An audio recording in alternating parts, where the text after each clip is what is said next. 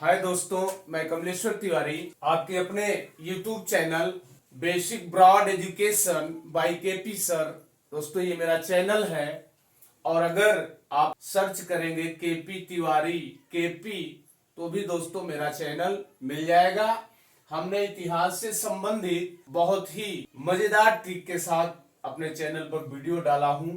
आप उसको देखिएगा। आपके परीक्षा में बहुत ही महत्वपूर्ण क्वेश्चनों को मैं उसमें इंक्लूड किया हूं जो आपको बहुत काम आएगा। अब आज दोस्तों हमारा है कांग्रेस का अधिवेशन। दोस्तों, कांग्रेस का अधिवेशन मेरा टॉपिक है और इस टॉपिक में हमने पूरे घटनाओं को जोड़ने का और समाहित करके लेके चलने का कोशिश किया हूं, जिसको आप लोग समझिए और इस बात पर मत जाइएगा कि कांग्रेस के अधिवेशन के साथ ही मैं सारी महत्वपूर्ण घटनाओं को पढ़ाता चल रहा हूं। मेरा ये क्लास जो है आज का बड़ा रोचक होने वाला है। अब आज हम पहुंच गए हैं दोस्तों 1909 से 1909, 10, 1911, 1912। आज हमारा कांग्रेस का ये 4 अधिवेशनों को मैं पढ़ाऊंगा। और दोस्तों, मैंने जो आपको ट्रिक बताया हूं, मैंने इसमें नहीं लिखा हूं कि कौन सा मेरा अधिवेशन है। इसको जानने के लिए आप मेरे वही पुराने ट्रिक पर, जैसे 2 संख्याओं को आप जोड़ लीजिए 1909। अब ये 2 संख्याओं को अगर आप जोड़ लिए तो आपको संख्या मिली 28। तो 28वां अधिवेशन आपका होगा कौन सा? 1912 का। फिर आप एक एक स्लेब पीछे घटते चलिए। 27वां 11 का, 26वां 10 और यह आपका होगा 25वां। तो है ना मजेदार ट्रिक? इसको आप लोग समझिए। आप 1900 बाद की किसी भी संख्या को 2 संख्याओं को जोड़ लीजिए और उसको जोड़ने के बाद जो योग आए उसको 4 अधिवेशन आगे जैसे मैंने बनाया 1909, 10, 11, 12। अब ये 4 अधिवेशन, चौथा जो होगा वही होगा। आप कहीं से भी जोड़कर देख लीजिएगा। यह मेरा सुपर ट्रिक है, इसको मैंने खोजा हूं। तो मुझे यह नहीं सोचना है कि कौन सा अधिवेशन कब हुआ, इसको आप अपने माइंड में। अब दोस्तों थोड़ा मैं वायसराय पर चर्चा करूंगा। मैंने अब 1885 से और 1900 तक जो हमारा 16 अधिवेशन होता है, तो 16 अधिवेशन हो और फिर हमने 16 अधिवेशनों को लिया 1901 से लेकर 1916 तक। तो ये हमारा 16 अधिवेशन उधर हो जाएगा, 16 अधिवेशन 1900 के बाद।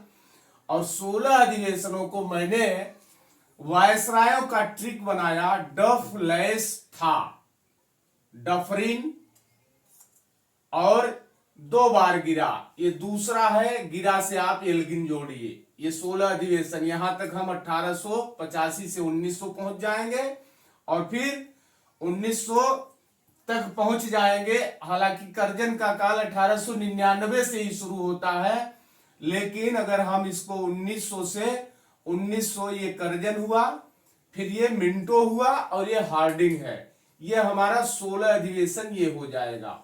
तो अगर हम स्लैब में लेकर और पढ़ते चलेंगे तो हमें बहुत कॉन्सेप्ट क्लियर होता चलेगा। तो अब दोस्तों हम चलते हैं।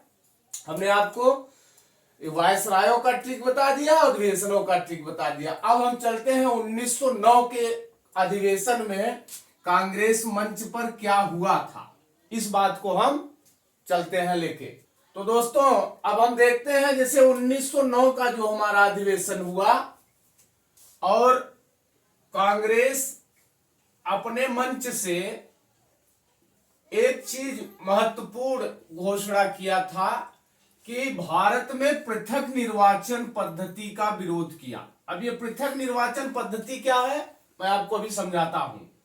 और इसी समय 1909 में भारत परिषद अधिनियम लागू हुआ और मद्रास में एक दलित उद्धार सोसाइटी बनी।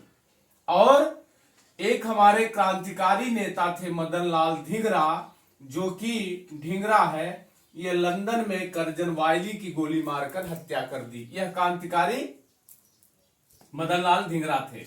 अब यह जो करजन वायली था, ये सचिव था, भारत के सचिव का यह सलाहकार था। अब यह सब घटनाएं उस समय घटी।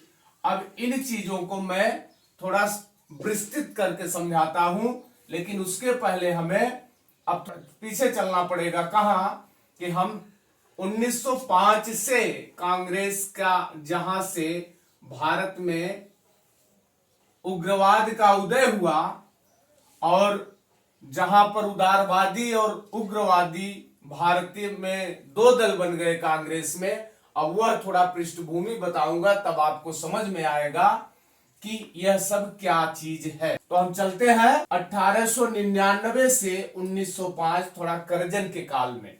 और एक चीज आप ध्यान दीजिए यहां कि मैंने जो ट्रिक बनाया हूं एक और, 1909 अधिवेशन से 1909 से दोस्तों 1909, 10, 11 और 12 के लिए जो मेरा सुपर ट्रिक है वह है मशविरा देता हूं लाइक बाकी है। ला से यह स्थान है, लाइक बाकी है, ये मेरा स्थान है। आप लाहौर, और म से मदन मोहन मालवीय।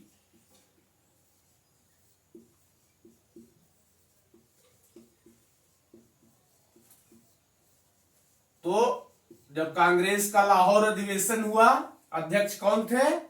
मदन मोहन मालवीय। तो यहां पर कांग्रेस मंच से पृथक निर्वाचन पद्धति का विरोध किया गया।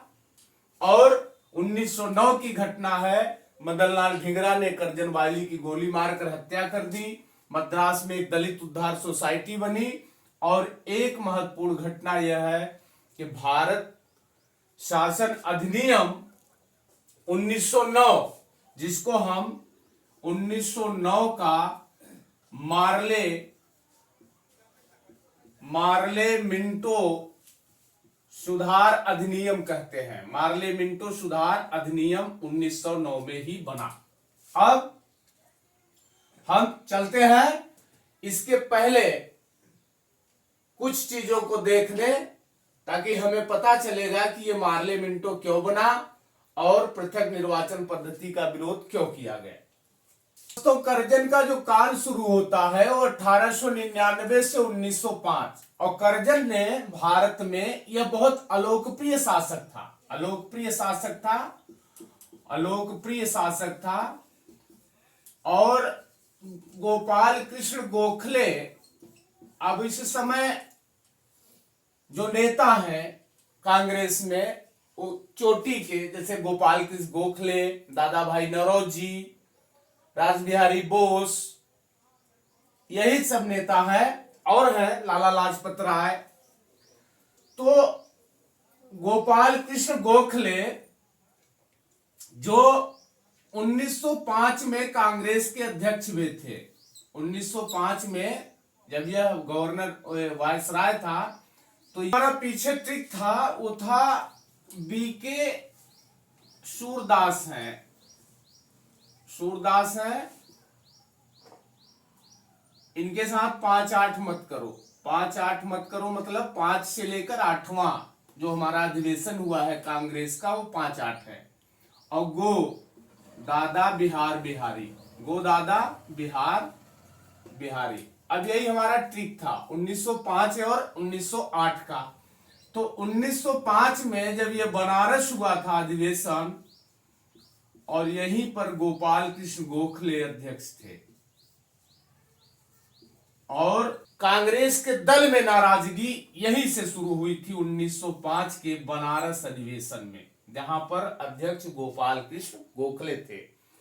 जो आगे चलकर 1907 में कांग्रेस दो दल में बट गया। सूरत अधिवेशन 1907 में कांग्रेस में दो दल बन गए, गरम दल और नरम दल। तो उस विरोध का बीज यहीं से शुरू हो गया था 1905 में। और उस समय वायसराय करजन था। करजन एक अलोकप्रिय शासक था। और गोखले ने तो करजन की तुलना औरंगजेब से कर दी थी। गोखले ने करजन को कहा कि इसका शासन तो औरंगजेब जैसा है, औरंगजेब जैसा है। यह परीक्षा का बहुत ही महत्वपूर्ण विषय है कि किसने कहा था कि करजन का काल औरंगजेब के काल के समान है। इस बात को आप लोग ध्यान दीजिएगा। किसने कहा था कि करजन का काल, करजन का शासन औरंगजेब के शासन के समान है? तो कहा था गोपाल कृष्ण गोखले ने। और गोखले, अब इसको ऐसे जोड़िए आप कि जब करजन था तो गोखले भी थे। भाई जिसके समय में जो रहेगा वही ना उसके बारे में बात करेगा।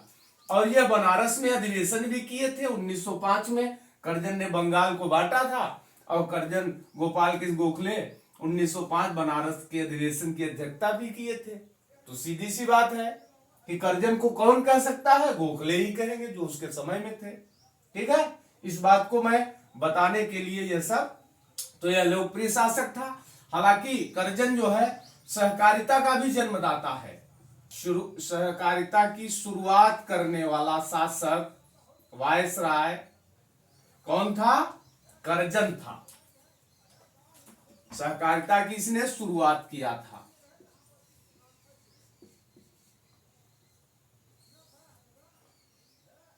ठीक है, तो यह भी परीक्षा में पूछा जाता है कि सहकारिता की शुरुआत कौन सा वायसराय किया था?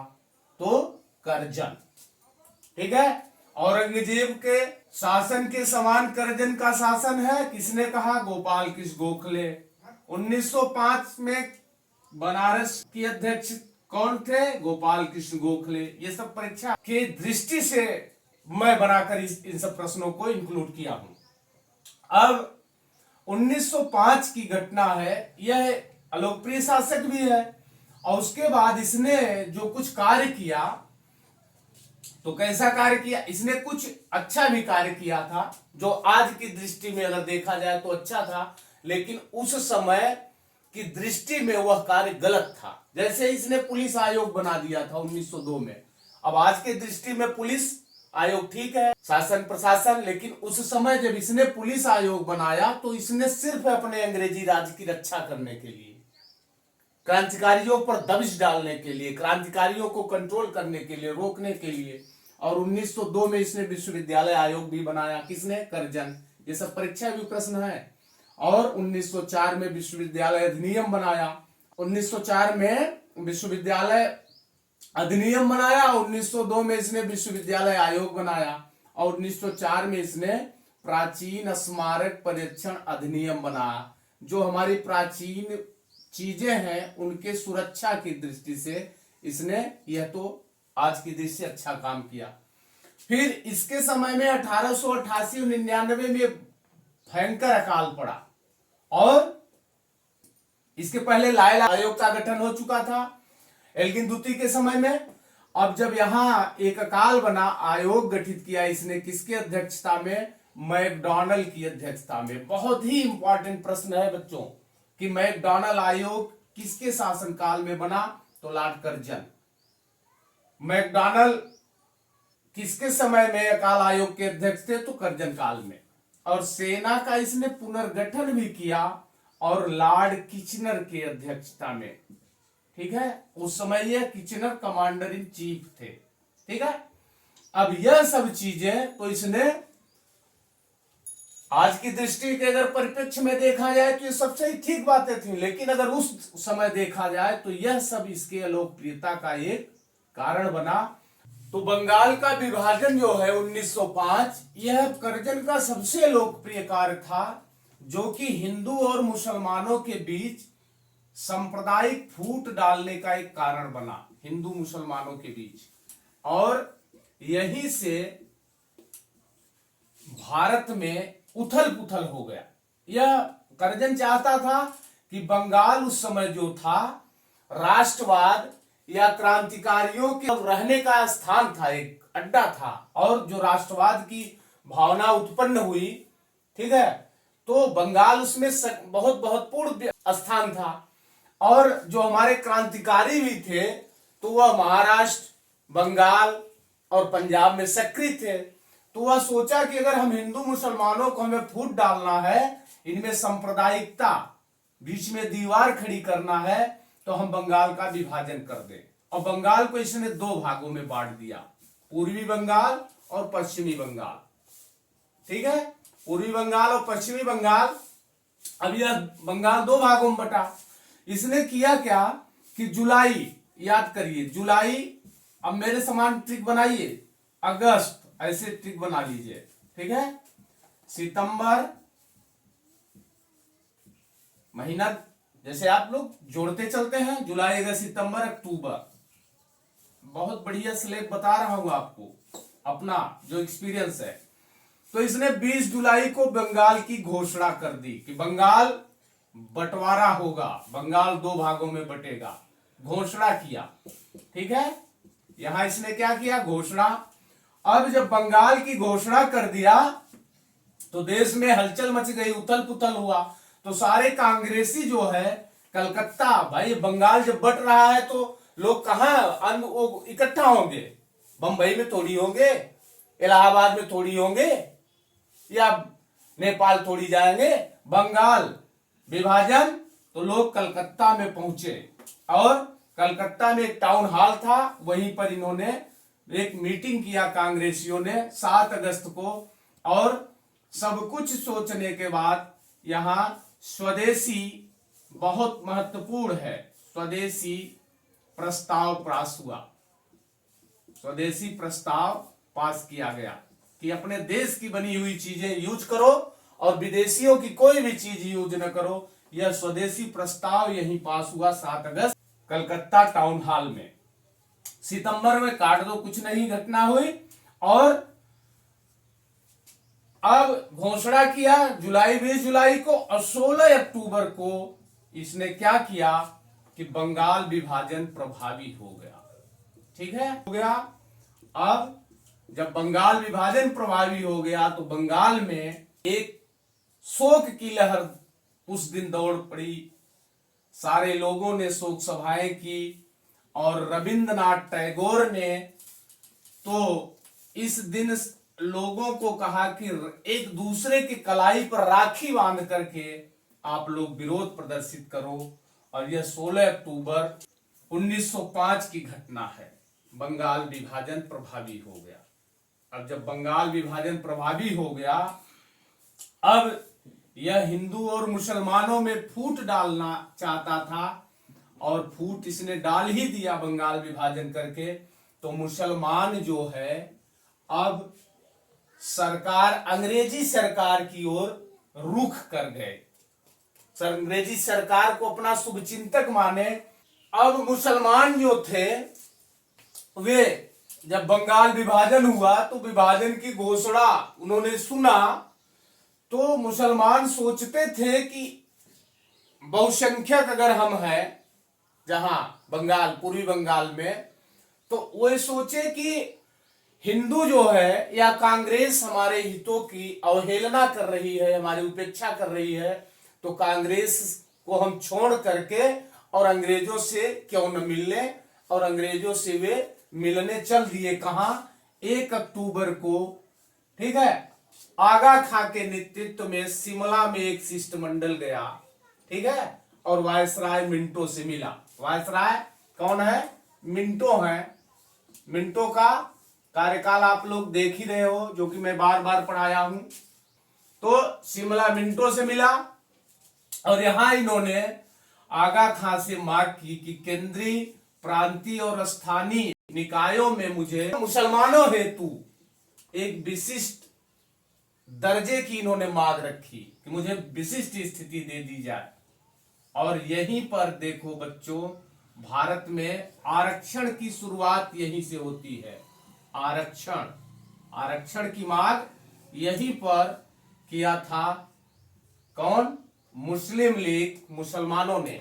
ठीक है, और मिंटो, इन्होंने आगा खां को संतुष्ट किया कि आप जाओ, आपके राजनैतिक अधिकार और हितों की रक्षा की जाएगी ब्रिटिश सरकार में। और यह शिष्टमंडल जब वापस आया तो 30 दिसंबर 1906 को ढाका में एक नवाब थे सलीमुल्लाह, ये संस्थापक हैं मुस्लिम लीग के संस्थापक, ठीक है, ये संस्थापक हैं। अगर आपसे पूछता है कोई कि मुस्लिम लीग के संस्थापक कौन थे, तो नवाब सलीमुल्लाह हाँ को पकड़ो, ठीक है। और प्रथम अध्यक्ष वकार उल मुल्क मुश्ताक हुसैन है, इसमें भी पकड़ के जोड़ लो। सलीमुल्लाह संस्थापक और प्रथम अध्यक्ष मुश्ताक हुसैन, वकारुल मुश्ताक हुसैन। ये पूछा जाता है, परीक्षाओं में कई बार पूछा गया है कि मुस्लिम लीग के प्रथम अध्यक्ष कौन थे। तो प्रथम अध्यक्ष, जैसे कांग्रेस के प्रथम अध्यक्ष योगेश चंद्र बनर्जी थे, वैसे लीग के प्रथम अध्यक्ष मुश्ताक हुसैन थे, वकार उल मुश्ताक हुसैन। और इसके संस्थापक सलीमुल्लाह संस्थापक हैं, किसके? लीग के, मुस्लिम लीग के। कांग्रेस के संस्थापक कौन है? कांग्रेस के संस्थापक एवो ह्यूम है। उसी प्रकार मुस्लिम लीग के संस्थापक हैं कौन? नवाब सलीमुल्लाह। कांग्रेस के प्रथम अध्यक्ष WC बनर्जी। तो लीग के प्रथम अध्यक्ष कौन है? वकारुल मुश्ताक हुसैन। अब यही मांग जो थी, ठीक है, 1909 का जो अधिनियम पारित हुआ, 1909 के अधिनियम में सरकार ने मुसलमानों के लिए पृथक निर्वाचन पद्धति दे दी। और इसी बात का कांग्रेस के, जो मैंने अभी बताया कि 1909 का जो अधिवेशन था, लाहौर मदन मोहन मालवीय थे अध्यक्ष, और यहीं पर इसी चीज का विरोध किया गया कि पृथक निर्वाचन पद्धति का विरोध किया गया। और यही भारत शासन अधिनियम 1909 में अंग्रेजों ने भारतीयों में फूट डालने के लिए दे दी। ये तो ये बात है। अब दूसरी बात हम चलते हैं, कांग्रेस में क्या हो रहा है, ठीक है। अब कांग्रेस को भी थोड़ा समझ लें तो टॉपिक और मजेदार होगा। तो उस समय कांग्रेस में भी कुछ घटनाएं हो रही थी। अब हम कांग्रेस के भी बारे में समझ लें, तब हमें और समझने में आगे मजा आएगा। हमने जो ट्रिक बनाया था 1905 और 8 का, हमने कहा था BK सूरदास हैं, 5-8 मत करो, गोदादा बिहार बिहारी। अभी हमारा ट्रिक है B से बनारस, गोपाल कृष्ण गोखले, ये 1905 का अधिवेशन है। कैसे? कलकत्ता, दादा भाई नौरोजी हैं। सूर से सूरत, रास बिहारी बोस, और दास से मद्रास, यहां भी रास बिहारी बोस हैं अध्यक्ष, ठीक है। अब ये कौन सा अधिवेशन है, इसका मैंने आपको बहुत इजी ट्रिक बताया हूं, मैं बार बार बता रहा हूं कि दो संख्याओं को आप जोड़ लो, 19 और 5 को जोड़ लो, और ये हमारा 24वां अधिवेशन हुआ है 8 में, ये 8 का 24वां है, ठीक है, 7 का 23वां है, और 6 का 22वां है, और 5 का 21वां हमारा अधिवेशन है, ठीक है। ये हमारा ट्रिक है। किसी भी 1901 के बाद कहीं से भी आप एक संख्या को जोड़िए, चौथे पर रखिए और पीछे घटते चले आइए। अब बनारस में यहीं से हमारा, अब बनारस का जब बंगाल विभाजन हो गया, तो जो 7 अगस्त को कलकत्ता के टाउन हॉल में स्वदेशी और प्रस्ताव पास हुआ, और यहीं पर कांग्रेस में फूट उत्पन्न हो गया। और जब 5 के बाद कलकत्ता में दादा भाई नौरोजी अध्यक्ष हुए 1906 में, तो यहां पर ये जो उस समय कांग्रेस में कुछ उग्र दल के, उग्र विचार के व्यक्ति थे, जैसे लाल बाल पाल, अरविंद घोष। तो इन्होंने क्या कहा कि हमें स्वदेशी और बहिष्कार को आंदोलन का हथियार बनाना चाहिए, और यही बातें फूट डालने का कारण बन गई। इन्होंने 4 प्रस्ताव यहां पर पास कराए थे 1906 में: स्वदेशी, बहिष्कार, राष्ट्रीय शिक्षा और स्वशासन।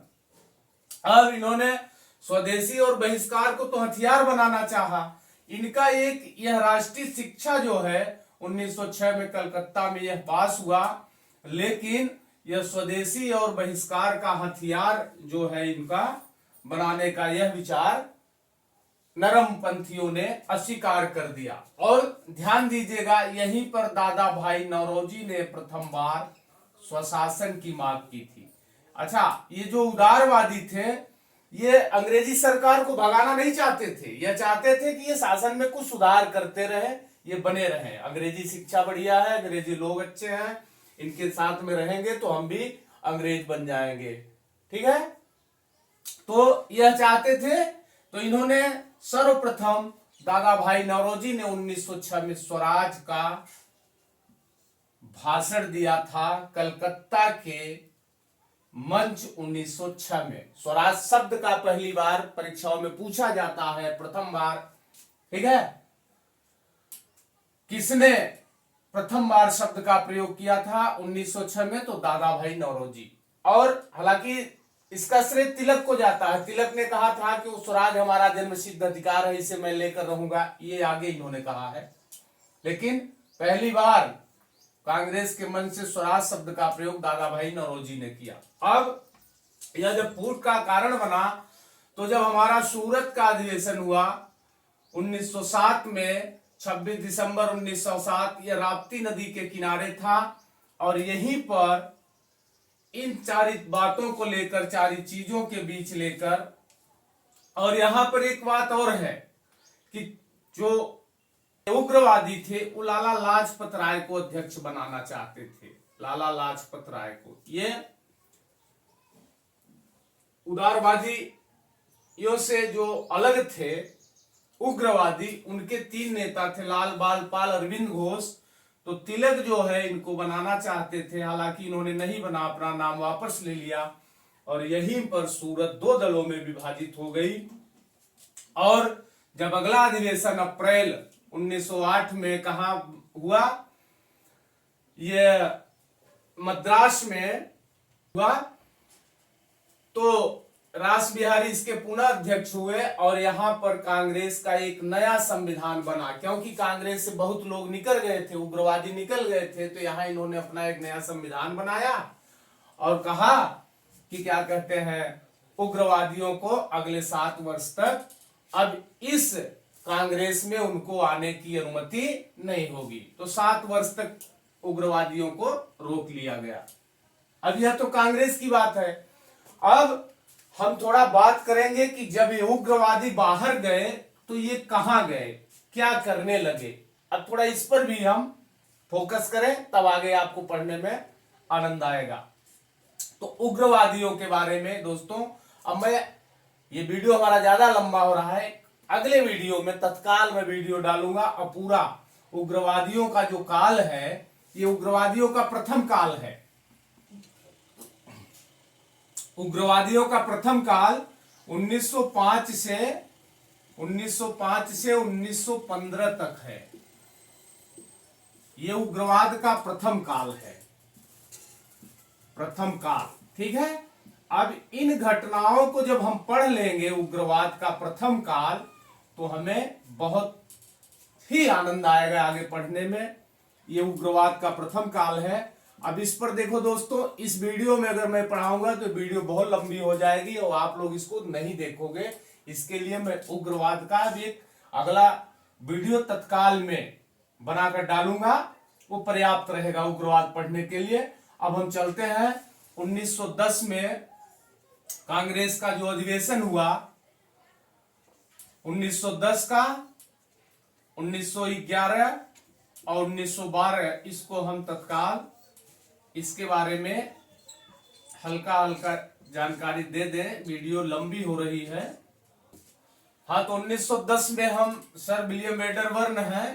तो यहाँ कांग्रेस के मन से कोई बातें नहीं हुई, देश में बड़ी अशांति चल रही थी, क्या बात करें, कुछ लोगों ने नहीं सोचा कांग्रेस मंच से। लेकिन 1910 की एक घटना है कि अरविंद घोष जो थे, अरविंद घोष, ये जो है आतंकवाद से दूर होकर यह पांडिचेरी में आश्रम बनाकर रहने लगे। कहा? पांडिचेरी में ये आश्रम बनाकर रहने लगे। अब ये पांडिचेरी क्यों चले गए, मैं नेक्स्ट वीडियो बहुत जल्द डालूंगा। ये पांडिचेरी में आश्रम बनाकर रहने लगे और इन्होंने संन्यास ले लिया, आतंकवाद से दूर चले गए। ये भी एक उग्रवादी नेता थे, लेकिन इन्होंने क्रांति को छोड़ करके संन्यास ले लिया। और सबसे महत्वपूर्ण है 1911 का कलकत्ता अधिवेशन, पंडित बिशन नारायण धर। यहां पर अब ये कौन सा अधिवेशन है, हमने आपको ट्रिक तो बताया ही है कि दो को जोड़िए, अब आप लोग जोड़कर निकाल लीजिएगा। यहां पर पहली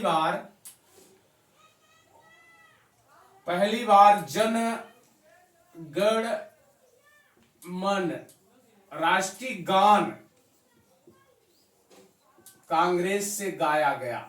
यह पूछा जाता है कि कांग्रेस के किस अधिवेशन से राष्ट्रीय गान पहली बार गाया गया और कहां, तो कलकत्ता 1911, पंडित बिशन नारायण धर अध्यक्ष थे। ठीक, 1912 में, तो 1912 का जो हमारा ये कांग्रेस का अधिवेशन बांकीपुर पटना में हुआ, तो यहां पर इसके अध्यक्ष थे रंगनाथ सिंह मुधोलकर। और यहीं पर पहली बार कांग्रेस का पिता ह्यूम को घोषित किया गया कांग्रेस के मंच से। यह भी बहुत महत्वपूर्ण बात है, आप लोग ध्यान दीजिएगा कि 1912 ईस्वी के अधिवेशन बांकीपुर यह पटना में है। यहाँ रंगनाथ सिंह मुधोलकर अध्यक्ष थे और कांग्रेस का पिता किसे माना गया, ह्यूम को माना गया। ठीक, और एक दूसरी भी बात यहाँ महत्वपूर्ण थी कि यहाँ जवाहरलाल नेहरू कांग्रेस के प्रतिनिधि के रूप में सम्मिलित हुए थे। ठीक, अब कांग्रेस के मंच से 1912 की यही घटना थी। अब उस समय और क्या चल रहा था देश में, 1911 में जॉर्ज पंचम और महारानी मेरी भारत आए थे और इनके लिए हार्डिंग जो है दिल्ली में दरबार लगाया।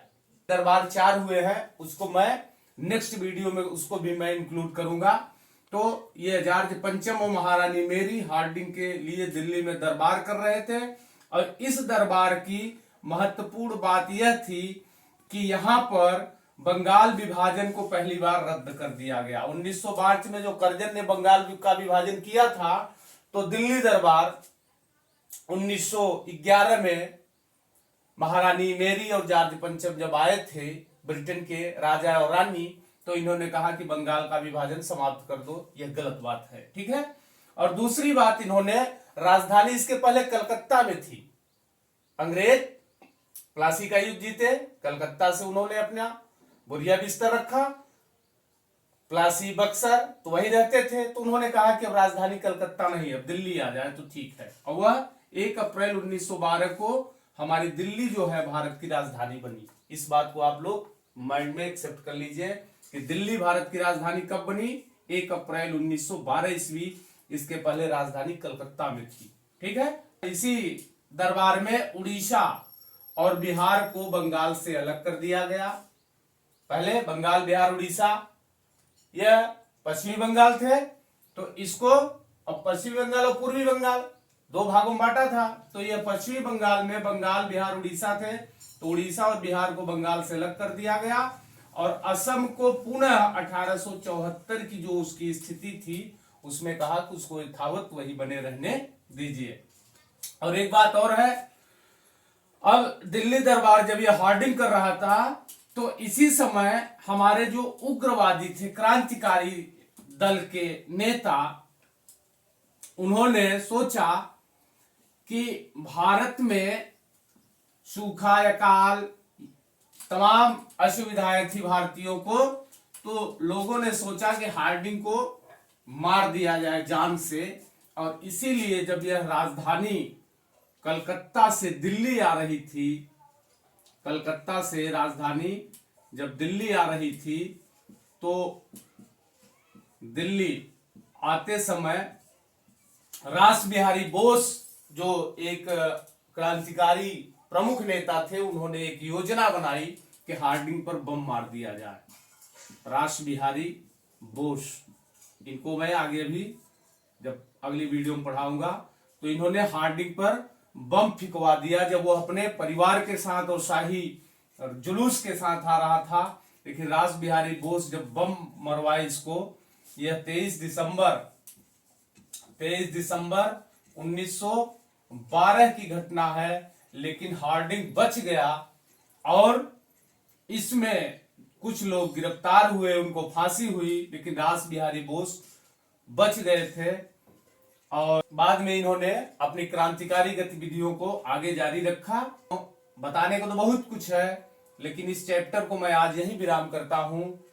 और 1900 कांग्रेस का हमारा जो 1909, 10, 11 और 12 तक के हम प्रमुख घटनाओं को पढ़ा दिया हूं। अब कुछ इसमें क्रांतिकारी घटना है, जो इसका कार्यकाल है 1905 से 1915, ये क्रांतिकारी का प्रथम काल। और इसको अब मैं अगली नेक्स्ट वीडियो यही बनाकर डालूंगा कि क्रांतिकारी का प्रथम काल। अब इस वीडियो को मैं यही रोकता हूं और आप लोग मेरे साथ बने रहिए, मुझे एक उत्साहवर्धक कमेंट करिए और मेरे चैनल को दोस्त ज्यादा से ज्यादा ग्रोथ करवाइए, सब्सक्राइब करिए।